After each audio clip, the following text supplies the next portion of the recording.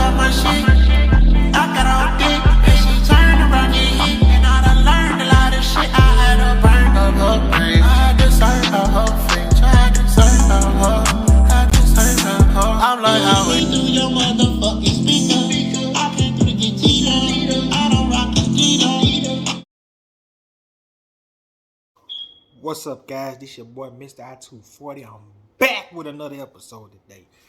Hey, man. I've been busy working and stuff like that, but y'all see, I've been putting up steady content on the page because I love y'all and I appreciate y'all. We almost at 300 subscribers. We at 248. Let's get to 300. Also, before I get started on y'all, let me roll it back. Most importantly, I want to thank the high power, Lord Jesus Christ, for blessing me another day. It won't be no me, won't be no y'all, won't be no page. Y'all know how this go. So, sure, I'm filming out these bangers and stuff like that. You know what I'm saying? I'm going to keep grinding, getting y'all fire content. But, as far as today's episode, right now it's a light little episode today. You know what I'm saying? Show some love. Episode called Enough Credit.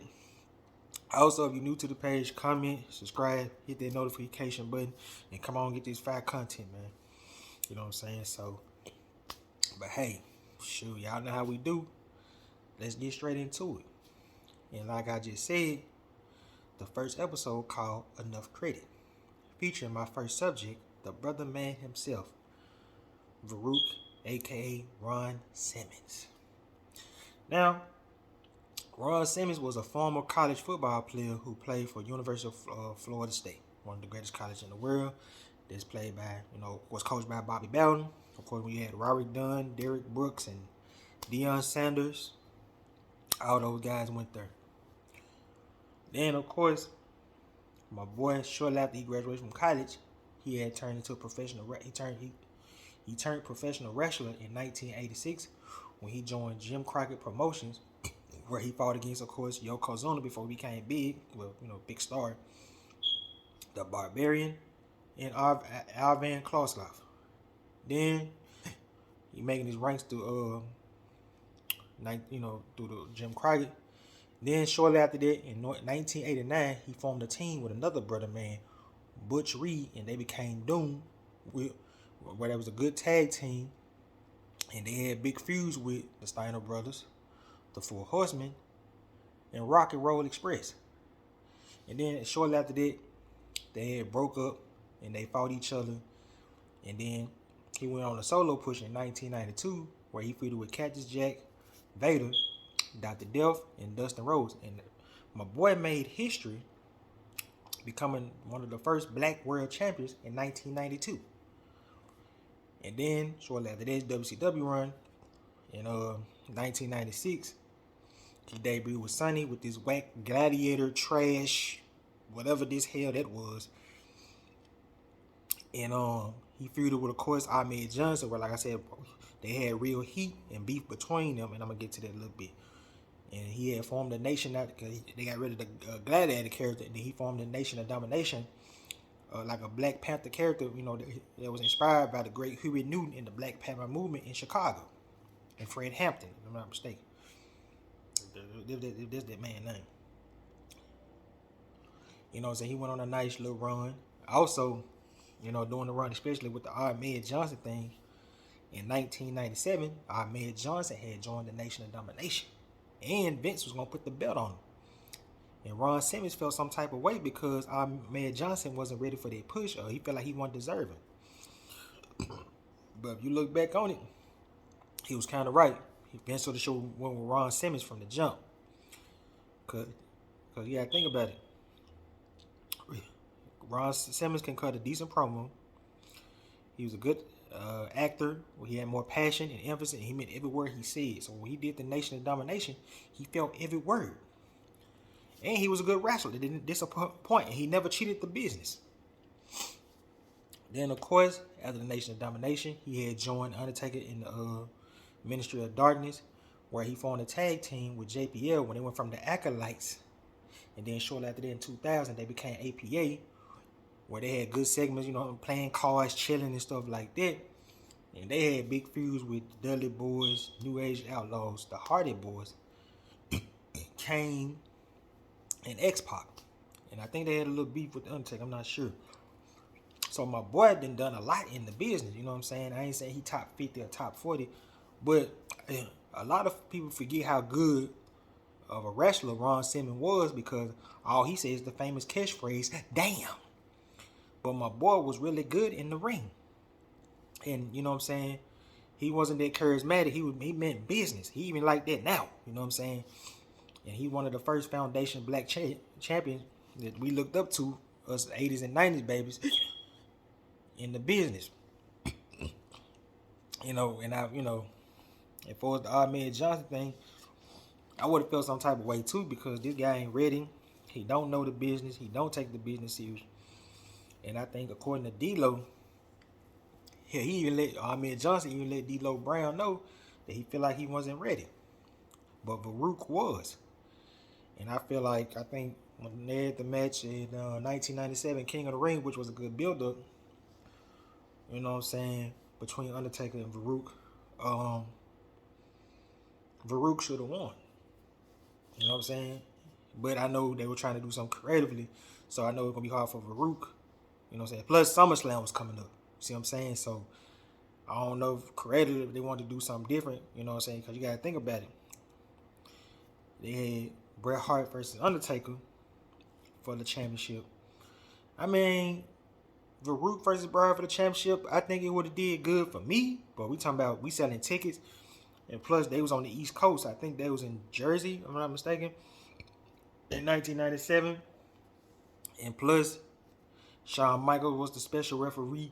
So I don't think they were going to book, you know what I'm saying? And, I'm pretty sure they wanted to put the belt on Farouk, but I'm pretty sure it was a lot of creative differences backstage that had nothing to do with Farouk. It was probably more of the Bret, Shawn, and Taker thing.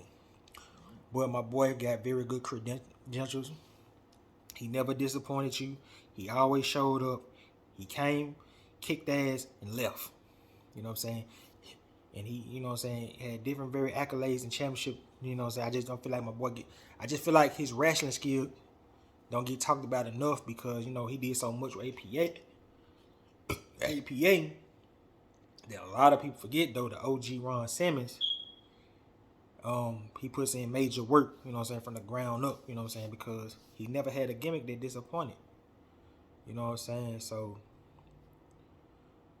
damn, hold up, my ex texts me, I'm sorry.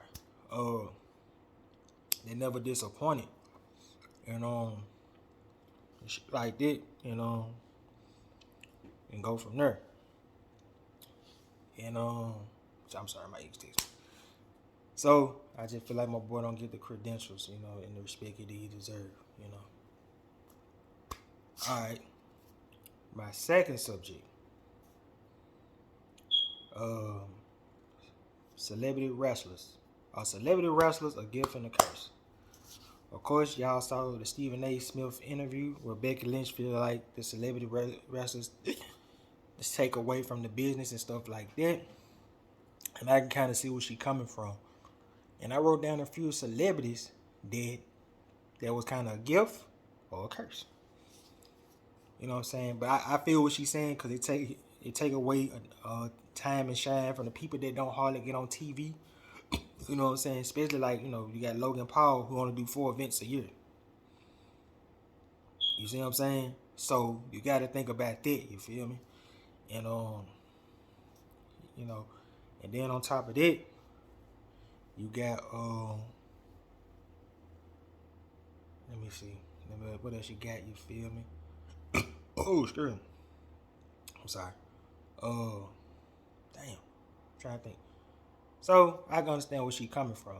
So I'm gonna start with my boy Bad Bunny.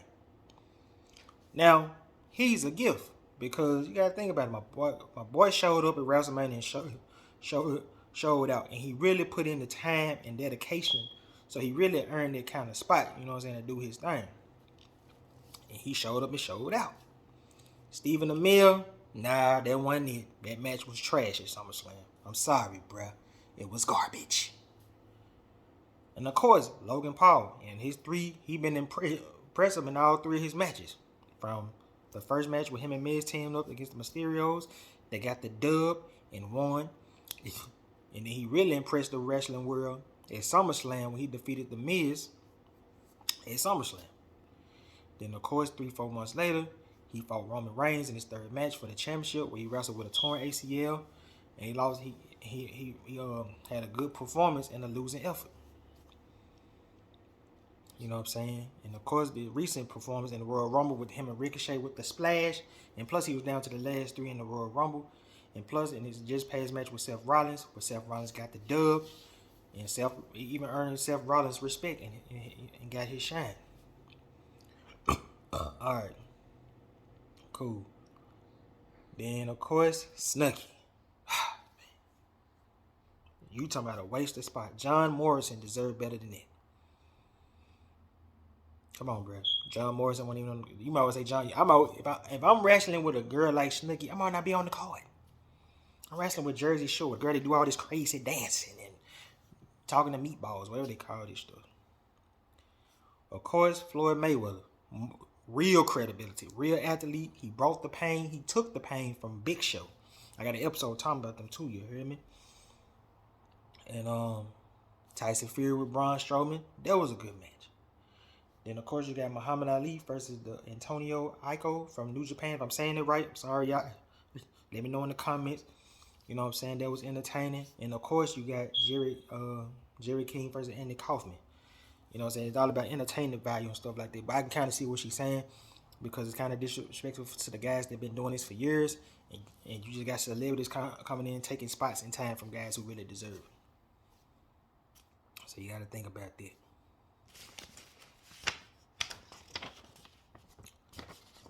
All right.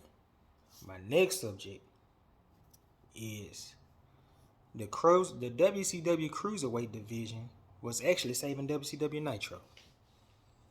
Because with all them Hogan segments and Sting segments, it was at points I was just like, God damn, I'm getting tired of seeing Hulk Hogan, bro. It used to be NWO throughout the whole episode. Good stuff, but it was just like, bruh. You know, WWE, they were kind of different. Had edgier content. I mean, yeah, you seen Stone Cold a lot, but not throughout the whole night. You know what I'm saying? And they weren't talking about them throughout the whole night. You know what I mean? But I feel like WCW Cruiserweight division was kind of the backbone during the Monday Night Wars. And I got 6 matches right here. You know what I'm saying? Just prime example of the platter right here. You have, of course, Eddie Guerrero versus Rey Mysterio. Anytime they get in the ring, instant classic. Especially the classic match in 1996, Halloween Havoc, Mask versus title. Then, of course, you got my boy Billy Kidman versus Juventud Guerrero. Come on now. Billy Kidman always delivered. He really slept on as a professional wrestler. Except that trash rivalry with Hulk Hogan. That was like trash. And the John Shane Douglas. I got an episode talking about Shane Douglas too, you hear me? Then, of course, Rey Mysterio and Juventud. Come on, they've all been having rivalry since ECW days. Of course, another sleeper, Chris Jericho versus Eddie Guerrero. Come on, man. 2 crafty veterans, you know what I'm saying? Really, them guys should have been moved on from the Cruiserweight division at a certain point. I'm sorry. Eddie Guerrero's in 1997-98, he was beyond the Cruiserweight division at another point. I just think they didn't want to see Eddie Guerrero come up. And Jericho, too. Ultimo Dragon versus Rey Mysterio. The submission technical wrestler, Ultimo Dragon from Japan. You got Rey, you know, fast paced, high flying, and stuff like that. Alright. Then, of course, you got Dean Malenko versus Ultimo Dragon. Prime matchups, you know what I'm saying? You know, everybody was talking about the Hogans, the Sting, DDP, but the Cruiserweight division was really saving them. You know what I'm saying? Especially during the mid-card or the opening act. They kind of used to set the tone for the whole show. And I think they used to try to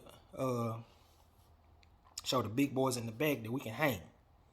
You know what I'm saying? So that was kind of the pivot point of the Monday Night Wars. Because, you know, WWE, they tried to do the lightweight, heavyweight title division, but it was kind of semi-trash bust. Especially when they tried to sign the Japan star Taka Michinoku, and he had a rival with Brian Christopher, another guy I got to talk about on the other couple of episodes, on another one, and the Memphis Giant. You know what I'm saying? So the Cruiserweight division was on top. You know what I'm saying? So shout out to WCW, the Cruiserweight division, and all those matches was legendary. If you don't believe me, go to the Peacock Network, or you can check it out here on YouTube. You heard me? Let's go. Ooh, screw. Alright, another match I want to talk about. But not another match. Another subject I want to talk about. The primetime players. Man, these boys was up. They was on their way up until a certain incident. But we're going to get into the background of the history. So, Titus O'Neil and Darren Young both started off on NXT as contestants, especially Darren Young because he was a contestant. Then he shortly formed a group with Wade Barrett and the crew. And then, of course, he got kicked out months later, but he made an impact.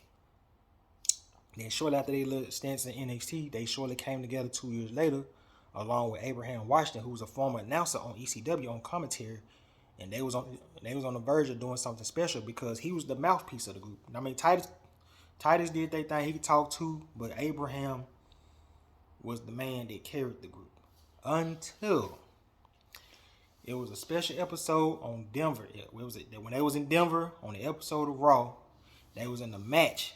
And he brought up the Kobe Bryant scandal, which y'all all know was when Kobe Bryant allegedly had sexual assaulted a young lady, and he got charged with it, especially fresh after his new contract deal with the Lakers for $180 million.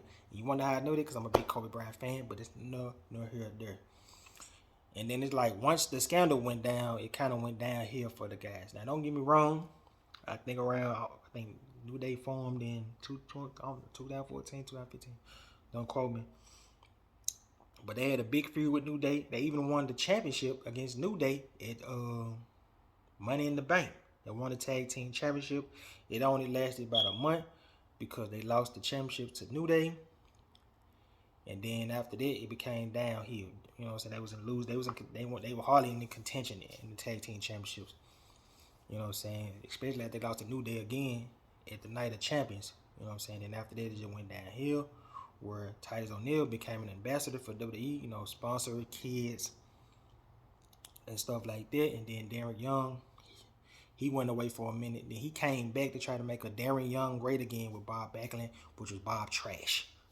And then now he's on the independent scene in New Japan doing his thing. But just to think about it, if dude didn't say that Kobe Bryant comment, they would have been up here, you know what I'm saying? So, I don't know. That was a good tag team, and it worked. It was so great. Even Batista believed in Titus O'Neil could be a big star in the business, and that's one of his homeboys. You know what I'm saying? Even though Titus was stiff as hell, they said he more stiff than Sheamus. But there was a good time. There was a good, prime time, millions of dollars dance and all that. And then, Titus had the crowd doing the little, I forgot what fraternity in, but he had the crowd going crazy. I just feel like they had something special. I just think the Kobe Bryant deal just killed their push.